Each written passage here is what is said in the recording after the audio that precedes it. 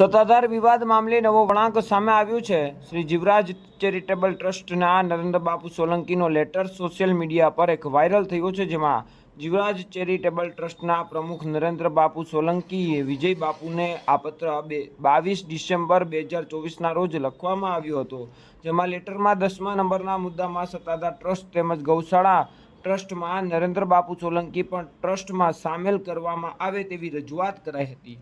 નરેન્દ્રબાપુ સોલંકીએ વિજય બાપુને સીધો પત્ર લખીને જણાવી દીધું કે આ જગ્યામાં જીવરાજ બાપુના વારસદાર તરીકે મને સ્થાન આપો। આ માટે નરેન્દ્રબાપુ સોલંકી દ્વારા કમિટી બનાવવામાં આવી હતી, જેમાં કમિટીમાં 10 મોટી જગ્યાના 10 મહંતોને પણ સામેલ કરવામાં આવે તેવો લેટરમાં દાવો કરાયો છે।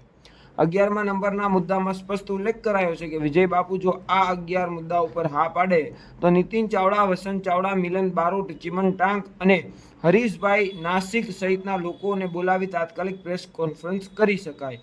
સત્તાધાર ધામને બદનામ કરવા અને સત્તાધારના વહીવટમાં ઘૂસવા માટે ભાજપના નેતા નરેન્દ્રબાપુ સોલંકી અને વસંત ચાવડાનું ષડયંત્ર હોવાનું આ લેટરમાં સ્પષ્ટપણે દેખાય છે તેવું હાલ લોકમુખે ચર્ચાઈ રહ્યું છે અને આ લેટર વાયરલ થયો છે।